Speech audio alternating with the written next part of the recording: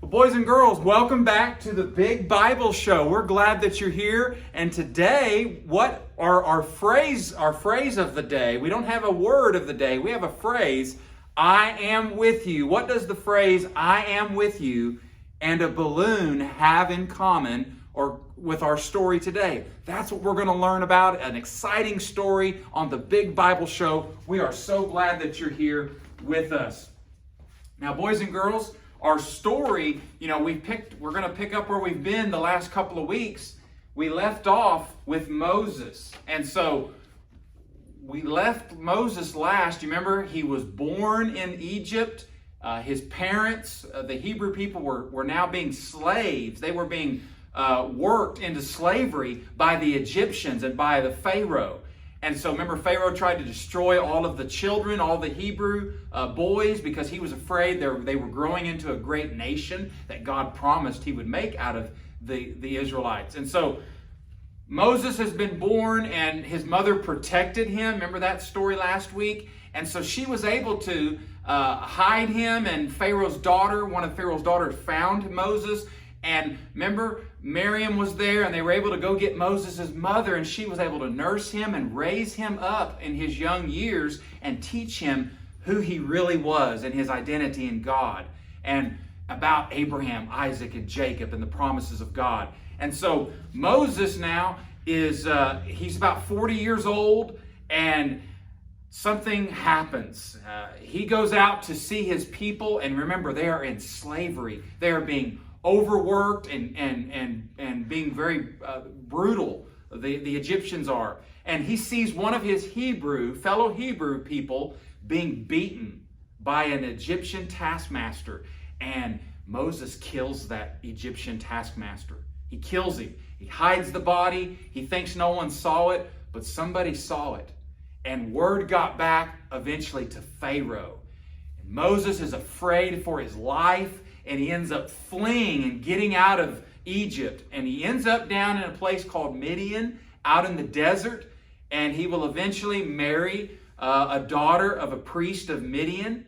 And there he will spend the next 40 years as a shepherd in the wilderness, in the desert of Midian. And he's about 80 years old, and now that's where our story picks up. And remember, we're in the book of Exodus now. The second book of the Bible is where we learn about this exciting story, chapters 3 and 4. And so I want you to be looking for the idea of the phrase, I am with you, as we go through this story. And actually, boys and girls, once again, we have in our studio audience a special guest.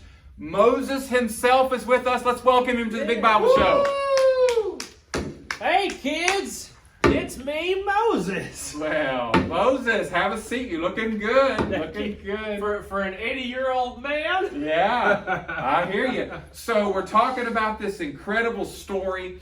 Wow, there's so much we could get into. Your early years of your life, as we've already talked about, your mother hiding you in the Nile River, Mom, I love the not so good time when you killed that Egyptian taskmaster and you fled. You had to get out of town. And now you're 40 years later, you're 80 years old, you're working for your father-in-law, Jethro, out in the Midian desert. What was that like? Well, if you love sheep, then you're loving that life. Do you love the heat? No. Sand? No. Man, I spend all day with sheep, and they're pretty nice. They kind of all look the same, and every once in a while they get eaten, but that's life. But, I guess everything was kind of ordinary day in, day out, but something happens one day, right? Okay, yeah. So when you see fire in the desert, first of all, you're worried because it's dry. Right. When everything's dry, it goes up like a tinderbox. Sheep don't like being on fire, neither do I.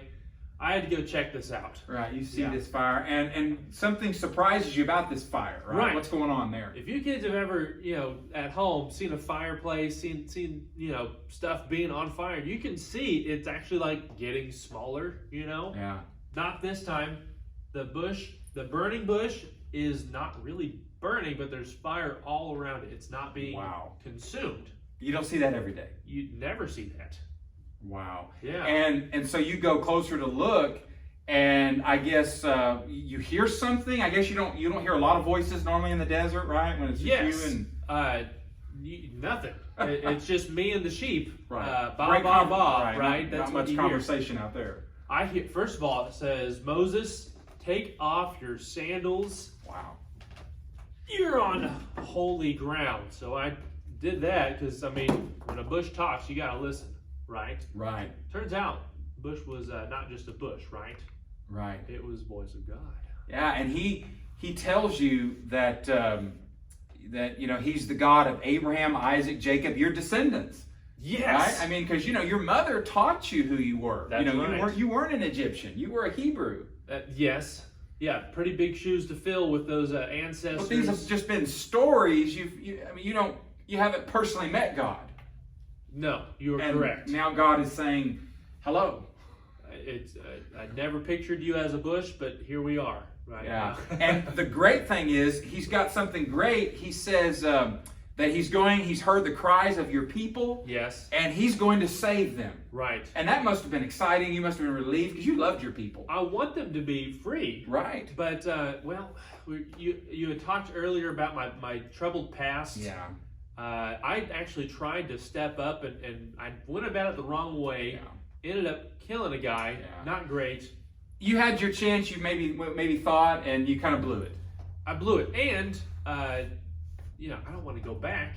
Right. Because they're maybe still looking for you. That was 40 years ago. Maybe the people that were after me are gone now, but maybe not. Maybe not. They have a long memory. And so, murderers. God is going to say that he wants to send you to Pharaoh to let his people go, the Hebrew people go. That's right. And you weren't real thrilled about that. I was not. I asked actually for some reassurances, right, on a sign that would yeah. I even be able to do this? And he even identified himself first.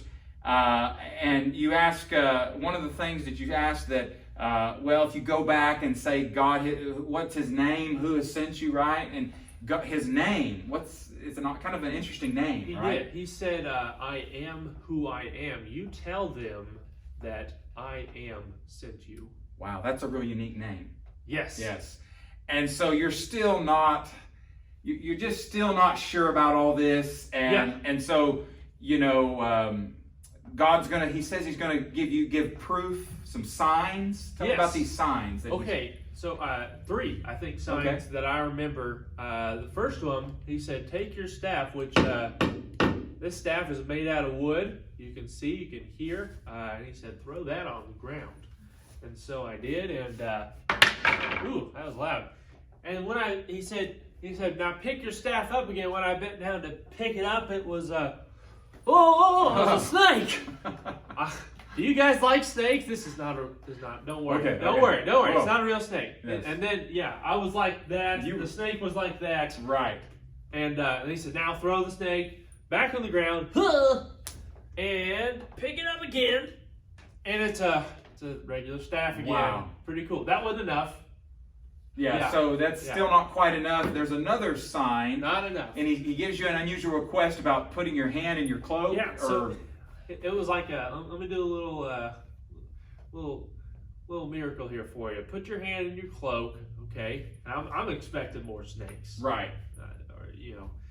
My hand's going to turn into a snake. So I put it in there, and to my surprise, when I brought it out, it was white with leopard. That's how you look. Leprosy's not good, kids. I'll tell you that much. Your fingers fall off. It can kill you. It's gross. Yes. They had no cure for it. It smells bad. Yeah. It's not good. Okay. I was worried. Yeah, you don't want to live like that. I don't want to live like that. I like my hand. Right. God said, now put it back in your cloak. Whoop. Oh, okay. And after that, hope this works. Now here comes the snake. No, he got my hand back. I'm visibly relieved. Yes. As you can see. Yes. I like to have my hand leprosy free. Right. Yeah. So you're still, you're almost there, but even a third sign, God even was going to give you the third sign, something about water in the Nile or. So the Nile River, very important water source in the desert. Yes. He said, take some of that water, pour it out before Pharaoh, and it would turn to blood. Wow. Which is kind of gross. Yes. Ugh. You don't want to drink that blood water. That's gross. Yeah, and so you're just kind of like, wow. Yeah. And you're still not, fully convinced yet because you've got another excuse. And boys and girls, that's kind of what he's doing. He's kind of making excuses here, Yes. and God is not having it. Right. And he's showing you who he is and his power, Yeah. that he'll be with you. And so he says one more thing. You say one more thing about another excuse. Yeah, and he's been so patient with me so far, Yeah. which is awesome. But yeah, I'm doing good so far, but it's because I'm not in front of a crowd. I think if you kids were here, I'd be having a lot of trouble. I have what's called mush mouth. When I talk, my words get mixed up. I get tongue tangled. Yes. She sells seashells by the seashore. No, can't do that. Can't do that. Yeah. So I say, You can't speak. God, I can't. I can't. I'm not the right guy. Right. And God says something about, first of all, he made the tongue and all that, but he even says that, you can call your brother. Is that? Yes. Okay. So my brother Aaron, he's got away with words. He could. You ever heard the phrase? He could sell ketchup to a lady with a white dress. Wow. He can talk his way out of anything. Okay. So he's good with words. So Real good. God says Aaron will help. He can help you.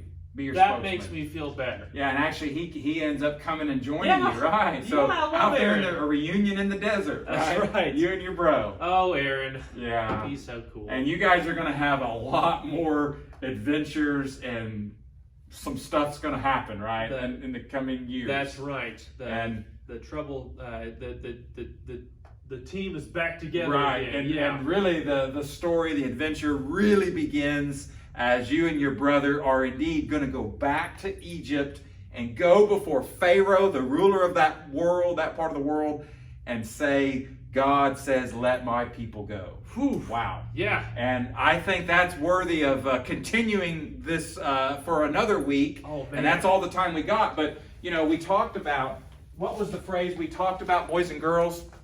I think Moses is going to give us a little more about what this means. I am with you. What does this mean when God says he's with us in his presence? Okay, so let's go back to the creation story. There's something I want to remind you guys about.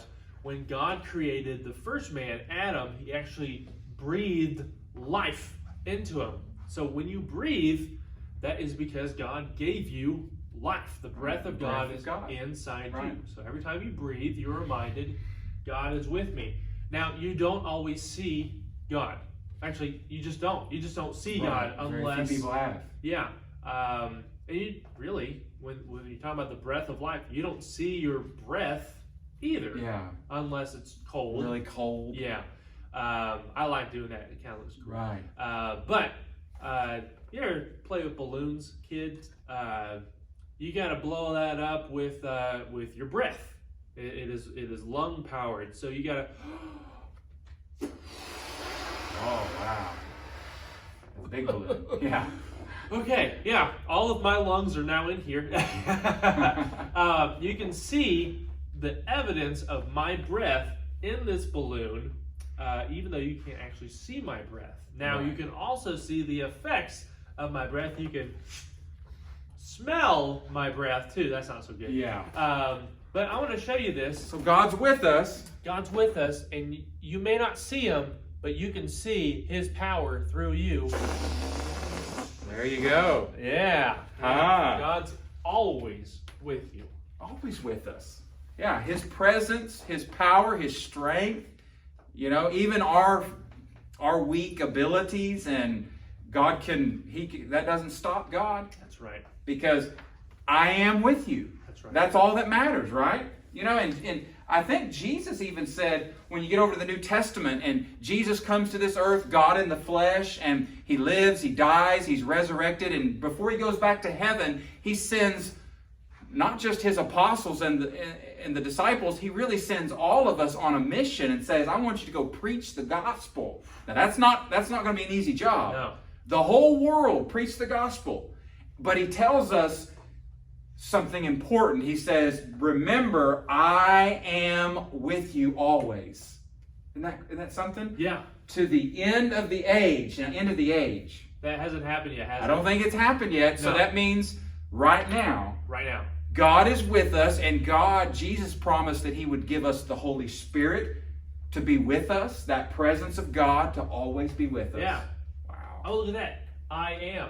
I am. I am. I am with you. Yeah. And no matter what we're doing, no matter what God calls us to do, and boys and girls, sometimes we're asked to do things that may not be fun. We may not want to do. You didn't want to go back to Egypt. No. And you tried to make excuses why you shouldn't. I did. But God says, I am with you. I'm with you. That's all that matters, boys and girls. You need to trust, I need to trust that God is with us. He'll help us. And that's what our story teaches us today. That was a great story. Moses, maybe we can see you in the coming weeks. But thanks for joining us on the Big Bible Show. And let's tell the boys and girls bye. Maybe we'll see them next time. Hey, see you next time, All kids. right, kids.